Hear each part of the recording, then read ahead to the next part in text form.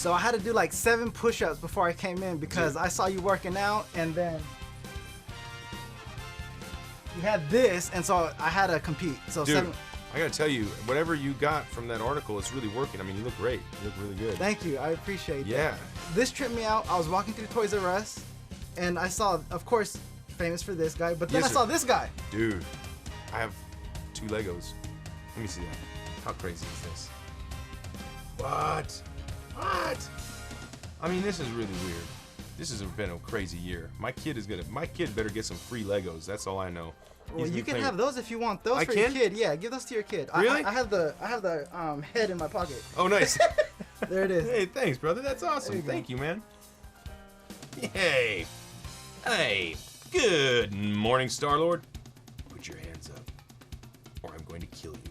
Ah! It was really fun. I'm going to do this all day. Oh, there you go. Now you have something to play with. Thank you. Your dance moves. Yes, Was sir. that all you, or where did those come from? That's CG. They got the spirit and heart of Michael Jackson, and they were computer generated into my body. Now that's all me, man. I was dancing. I was just doing some dance moves. I kind of took a little bit of time to research what kind of dance moves had been released up until 1989, and try to create the dance moves out of that. So it was like a lot of disco and a lot of like sort of some early hip hop dancing and like a lot of Michael Jackson. Yeah, when I saw the kick, I was like, done. There it is, complete. So how much of your dance moves did you put into this tree? Because you're no stranger to dancing. No, I'm not, man. No, I am not. And wait till you see the next Guardians.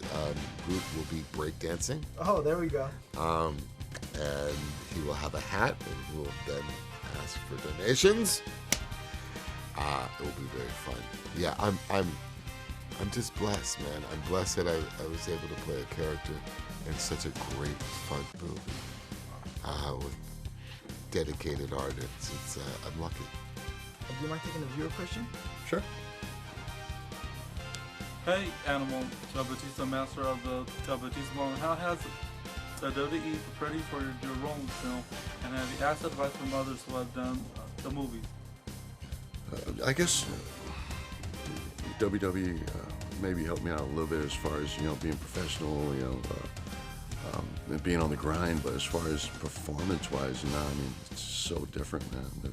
That was one of the cool things, and one of the challenging things about acting is it was so different from anything I'd ever done.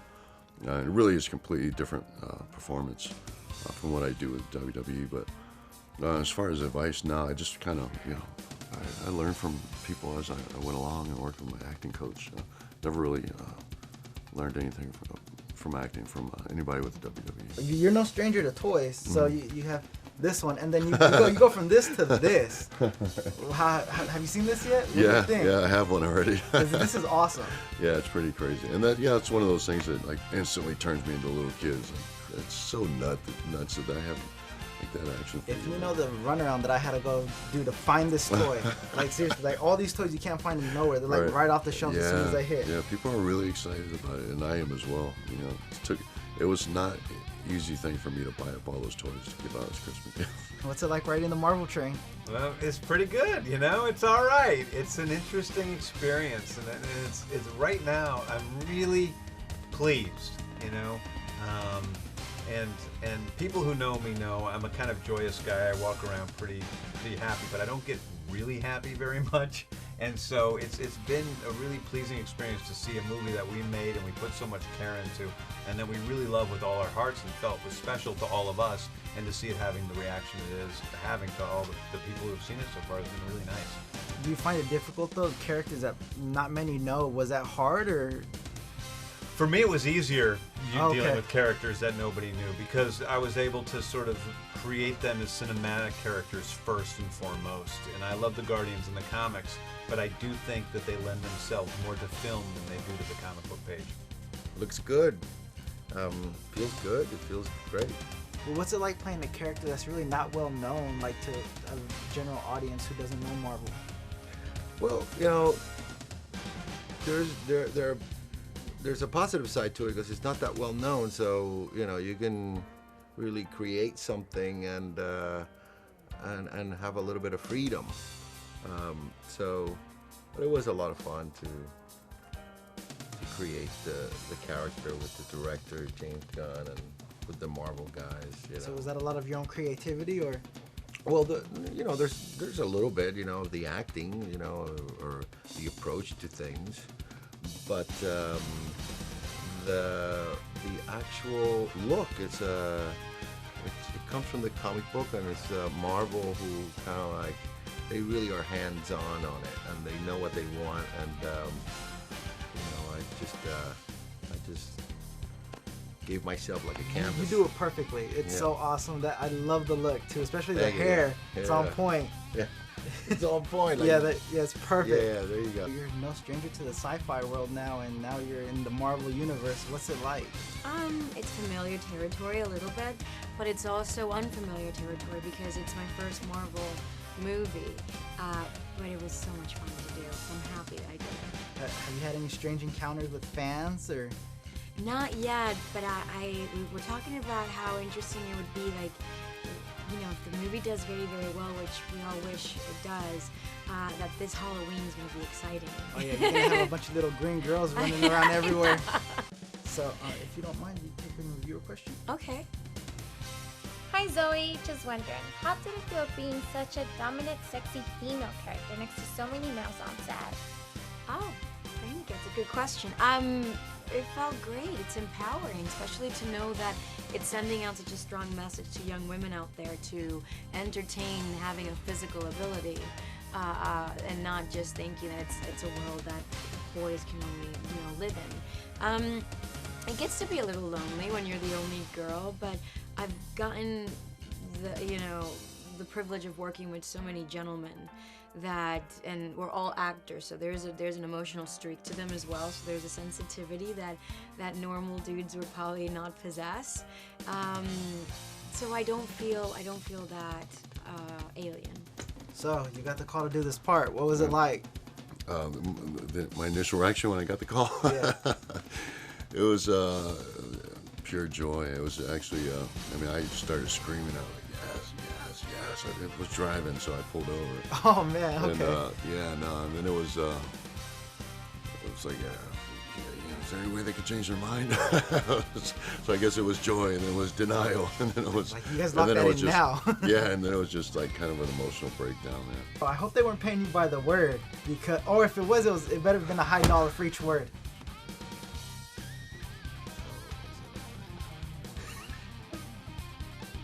Well, you got plenty of fans to recover for that. Yes. Yes, there you go. That's the thing.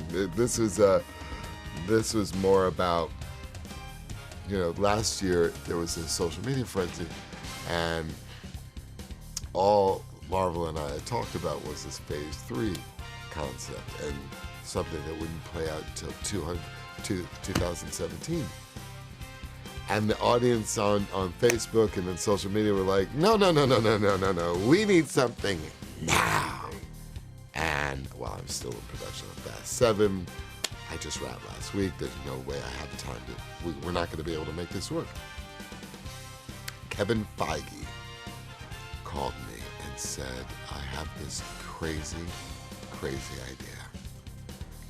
Don't kill me for presenting this idea to you. We hope that you like it because we think it'd be incredible. Just let us send over the conceptual art. They sent over the big book of conceptual art. I open it up. It's a tree! I go, huh? I say, okay, I'm not going to think about that too much. I go home to the living room, family around. I open up the conceptual art book. All the characters are there, and I say to the kids, which character do you think they want Daddy to play? And they all pointed to the tree. And you got it. There you go. What's your current playlist like? Because this soundtrack was awesome, unbelievable. Yeah, this soundtrack is really, really good. I mean, I've been listening to this soundtrack a lot. I think it's really great. But for me, I'm more of a country guy. So a lot of Eric Church, George Strait, Garth Brooks. My current playlist is I've been listening to the new Old 97s album a lot, which has been a really a good bit of music. Like who I'm listening to right now. Turn on your car. What do we hear? We hear, I was listening to The Who on the way here. Okay. Who are you? What else? the Replacements, Beck's new album. Let me see. I got it on rotation right now, but there's The shuffle's always nice, Yeah. so you'll get a mixture Yeah. of everything. Yeah. Any favorite moment with the guys on set?